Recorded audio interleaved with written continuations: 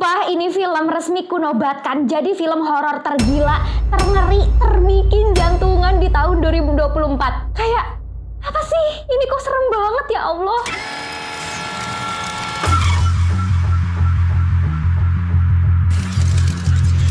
Assalamualaikum lur, terima kasih udah klik video ini. Balik lagi sama aku Nafa di Inyong Review. Jadi kemarin aku habis nonton film Smile tuh, lanjutan dari film pertamanya yang rilis 2 tahun lalu. Kalau yang pertama horornya itu cuman bikin merinding, yang kedua ini benar-benar bikin sakit jiwa lur. Buat kalian yang suka dikagetin atau kepengen adrenalinnya dipacu, ini sih fix ya, kalian harus nonton. Tapi sebelum itu, tonton dulu review dari aku, oke? Check it out! Smile kedua ini menceritakan tentang seorang penyanyi, a global famous pop star bernama Sky Riley yang ingin comeback dengan tur dunianya ya setelah dia ini pemulihan karena kecelakaan mobil dan kedekatannya dengan obat-obatan terlarang. Suatu ketika gara-gara sakit di bekas lukanya itu nyeri lagi, kambuh lagi. Nah, dia ini memutuskan untuk meminta obat penghilang rasa nyeri ke kenalannya yang memang seorang pecandu ya bernama Louis. Tapi dia justru ngelihat si Louis ini bunuh diri di depan dia lur setelah dia tersenyum. Dari situlah Sky mulai terkena kutukan Smile ya, dan hidupnya itu perlahan-lahan jadi kacau karena teror-teror yang mengerikan dan merusak pikirannya. Lalu apakah harus menonton film pertamanya dulu? Nah ini menurutku sih perlu ya lur ya, karena kalau enggak itu kalian bakal jadi susah paham. Tapi buat yang nggak mau ribet kelamaan nonton filmnya berjam-jam ya, aku punya solusinya nih lur. Kalian bisa langsung aja cek videoku yang ini karena di sana aku udah menceritakan alur lengkapnya dari si film Smile yang pertama. Oke, buat recalling sedikit, jadi kutukan Smile itu tuh berasal dari sebuah entitas jahat yang merasuki seseorang dan memakan pikiran korbannya. Sehingga korbannya itu jadi gila dan berhalusinasi lur. Sampai akhirnya korban itu akan mengakhiri dirinya dengan sangat-sangat brutal dan nanti si entitas itu bakal pindah dan merasuki orang yang jadi saksi bunuh diri tersebut. Nah, film Smile kedua ini diawali dengan opening scene yang nyambung dari film sebelumnya. Makanya emang kalian harus tahu dulu ya alur cerita si film pertamanya itu seperti apa ya lur. Yang bikin aku melongo di opening scene itu adalah dia ini adegannya long shot, artinya tuh nggak ada cut-cutnya, nggak ada potongannya lur. Jadi itu kamera yang ngikutin aktornya dari awal sampai itu titelnya muncul Smile 2 dengan visual yang sangat-sangat, aduh ini mohon maaf ini ya, baru awalan aja udah bikin traumatik lur. Habis itu barulah kita diperkenalkan dengan Sky Riley yang sosoknya sangat-sangat menggambarkan kehidupan seorang seleb modern. Banyak tuntutan, harus sempurna, harus ramah sama fansnya, harus punya citra yang baik. Tapi di sisi lain Sky Riley juga kan seorang manusia biasa ya. Dia punya konflik internal dan trauma yang sangat-sangat berat di hidup dia. Ibaratnya ya lur ya, semua orang itu bersandar kepada Sky, tapi Sky sendiri nggak punya sosok untuk dijadikan sandaran. Itu sedih banget gak sih, kayak cerita siapa gitu ya. Nah itulah yang semakin dimanfaatin lagi sama si entitas untuk mengambil alih tubuhnya Sky. Namun sayangnya Sky ini nggak bisa minta tolong ke siapa-siapa karena si teror-teror itu ya cuma dia yang bisa ngelihat dan ngerasain lur. Orang-orang di sekitar dia ya, termasuk ibunya yang mana jadi manajernya, itu malah ngiranya dia ngobat lagi. Kan kasihan banget ya. Makin jalan itu alurnya, tes gangguan psikologisnya juga makin meningkat lur. Sampai akhirnya kita dibikin bertanya-tanya, ini mana yang nyata, mana yang cuman halusinasi, jebakan dari si entitas jahat itu. Karena memang batas realitasnya tipis banget lur. Makhluk itu tuh bener-bener ngobrak-ngabrik pikirannya Sky dan juga penonton. Sampai ya nanti di ending itu kita disuguhi dengan plot twist berkali-kali yang bikin nangis. Kayak selama itu tuh ternyata dia, menurutku ya di sini nih aktingnya Naomi Scott yang jadi Sky itu totalitas mampus. Gila sih, itu nggak cuman memukau sebagai pop star yang lagu-lagunya ternyata liriknya juga dalam dan meaningable banget lur. Tapi ketika dia jadi sosok Sky yang memperlihatkan jiwa kemanusiaannya yang rapuh, yang punya trauma gelap, itu penonton juga mudah kebawa perasaan karena ekspresi dan gestur-gestur kecil yang dibuat Naomi itu jelas pas banget, on point banget gitu. Bikin seolah-olah kita masuk ke dalam alam pikirannya si Sky. Semua perasaan dan trauma yang dia alami, kita tuh juga bisa ngerasain dan berempati. Dia gila, yang nonton juga ikutan gila lur. Pokoknya pendalaman karakternya itu top banget dah. Momen yang aku suka tuh ketika dia berusaha ambil alih kendali ketika dia sadar dia lagi dikontrol sama si entitas itu. Terus tiap dia minum air botolan, wah itu gluk gluk gluk gluk. Itu satisfying banget lur, entah kenapa. Aku tuh jadi ikut aus ya, padahal cuman ngeliat dia minum air bening doang. Kayak seger banget gitu. Tapi kayaknya sih itu promosi ya. Next buat elemen horornya, oke? Ini aku nggak lagi melebih-lebihkan ya, tapi itu jump scare-nya.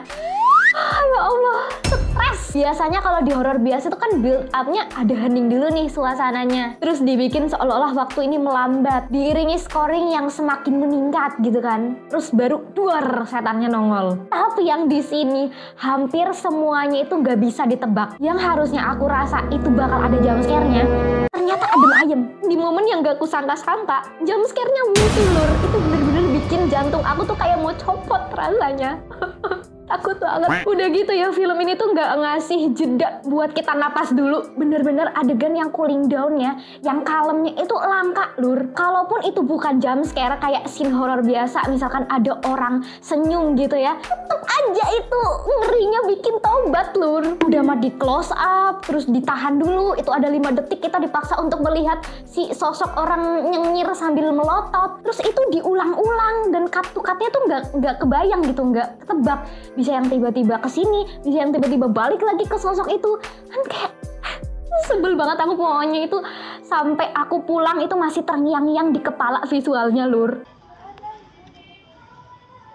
Ada tuh 2 scene yang bikin aku sampai kepengen ngompol. Cluenya adalah segerombolan orang di rumahnya Sky, sama satu lagi itu adegan di freezer. Nah itu kalian yang udah nonton pasti tahu lah ya itu seserem apa. Ketimbang film pertama, menurut aku adegan gore dan visual efek di sini itu jauh lebih berani dan lebih bikin mual. Didukung juga sama scoringnya yang astagfirullah, ini seumur umur aku jadi manusia yang kerjaannya nonton film horor, aku nggak pernah ngerasa seperti itu lur. Skornya itu beneran bikin nggak nyaman, disturbing, dan terngiang-ngiang terus. Bahkan sampai film selesai, itu pas kreditnya muncul, musik yang disetel itu juga tetap serem. Gila sih, Smile 2 beneran bikin sakit jiwa. Terus dari pengambilan gambarnya juga variatif dan mendukung banget sama pembangunan emosi di film ini. Aku suka tuh setiap Sky ini lagi tantrum, lagi heboh banget, pokoknya lagi teriak-teriak segala macam, entah itu ketakutan atau dia putus asa. Itu tuh shotnya kebanyakan dia di center terus di close up. Jadi emosi yang Sky rasain itu jadi lebih intens dan meresap banget nih ke si penontonnya. Mungkin kalau nonton di HP atau di TV kurang ngena ya, makanya kalian harus nonton di bioskop ya. Terus nih ya lor, kayaknya ini jadi semacam ikonik film Smile. Soalnya di film yang pertama juga ada. Itu tuh beberapa kali muncul scene yang memperlihatkan view gedung-gedung kota tapi kebalik 180 derajat. Itu buatku bukan cuman untuk kebutuhan sinematografis aja ya, tapi emang ada makna lainnya. Bahwa dari tema si senyum ini, itu tuh yang normalnya membuat orang bahagia, tapi di film ini tuh malah jadi bikin orang gila gitu, bikin jadi petaka. Ini juga berkaitan sama profesi tokoh utamanya lur. Kalau di Smile 1 kan Rose ini seorang terapis yang harusnya ngobatin orang, ngebantu menyelesaikan kondisi mental orang gitu ya. Tapi malah dia yang harus dibantu, malah dia yang mentalnya tuh hancur dan berujung tragis. Terus yang ini Sky, seorang bintang pop yang seharusnya menghibur fans-fansnya, malah akhirnya tuh hancur begitu. Ya ini sih teori cocok logi yang kebetulan cocok aja ya lur ya. Beda dari film pertamanya, sutradara Parker Finn di Smile 2, aku merasa dia lebih ambisius. Dia seolah punya banyak ide yang pengen dimainkan di film ini. Bagus sih, cuman jadinya tuh ada beberapa adegan yang rasanya tuh kayak ya udah aja dikasih ke penonton. Kayak nggak mempertimbangkan nyambung atau enggaknya dengan cerita yang udah dibangun di film sebelumnya, masuk akal atau enggaknya gitu loh lur. Nah ini bisa dibilang catatan kurang Smile 2 ya menurut aku. Setahu aku ya, setangkepan aku, rulesnya itu adalah si entitas ini bisa menyerupai sosok yang dikenal korban. Contohnya kalau di Smile 1, entitas itu menyerupai sosok yang dikenal Rose, pasien-pasiennya, dokter terapisnya, kakaknya sendiri. Si entitas ini tuh bakal nyamar dengan senyuman yang sangat creepy itu lur. Tapi di film ini waktu scene fan meetingnya Sky itu ada bocah cewek yang tiba-tiba senyum kayak gitu. Padahal itu Sky nggak kenal, ya wong cuman fans ya. Dan jelas itu bukan fase halu ya, karena si asistennya Sky juga ngelihat bocah ini, bahkan ngefotoin mereka berdua lur. Ini agak aneh nih lur, agak janggal ya. Soalnya juga si anak itu habis itu nggak muncul lagi sampai akhir. Kayak buat apa gitu loh? Apakah si sosok bocah ini adalah representasi masa kecilnya Sky yang punya trauma segala macam? Mungkin nggak ada penjelasan. Terus buat endingnya juga, oke lah, itu plot twistnya mantep banget. Aku bener-bener dibikin shock. Tapi kalau dipikir lagi ya, itu jadi merusak cerita yang udah dibangun di film pertama. Bahwa selama itu si entitas ini akan menginfeksi satu orang, terus bakal pindah ke satu orang lainnya. Sedangkan di film ini endingnya itu gak kayak gitu. Aku bingung banget ya. Jadinya tuh berpikir apakah ini makhluknya itu bisa membelah diri seperti amuba, atau ternyata cara kerjanya bukan seperti itu gitu. Nah ini gak jelas nih. Belum deng. Karena ya secara garis besar memang ceritanya tuh masih jalan di tempat. Maksudnya di film kedua ini aku nggak mendapatkan tambahan informasi lagi. Entitas itu siapa, dari mana, itu nggak ada penjelasan. Kalau wujudnya sih memang dari film yang Smile 1 udah dikasih lihat ya, dan di Smile 2 ini jauh lebih jelas dan lebih unreal seremnya. Tapi ya itu kelemahan dan batas powernya si entitas ini sekuat apa itu masih belum jelas, masih menjadi misteri gitu. Kesimpulannya, Smile 2 ini cuman mengulang teror yang ada di Smile 1. Hanya saja treatment dan kemasannya di sini tuh lebih baik dan lebih serem. Makanya aku mau kasih skor untuk film ini 8,8 dari 10. Mumpung ini masih tayang di bioskop, kalian harus nonton di layar lebar dan rasain ini film sesakit jiwa apa ya lur ya. Nah kalau menurut kalian yang udah nonton filmnya, gimana nih reviewnya dan berapa ratingnya? Tulis di kolom komentar. Thank you udah nonton sampai selesai. Like, share, subscribe, dan nyalain notifikasinya biar kalian bisa update terus sama video baru kita. Dukung kita juga lewat Saweria biar aku bisa terus kasih review jujur ke kalian. Linknya ada di description box. Dan jangan lupa gabung grup Telegram Sinless. Kalian bisa scan barcode-nya di akhir video nanti. Sampai ketemu lagi. Assalamualaikum.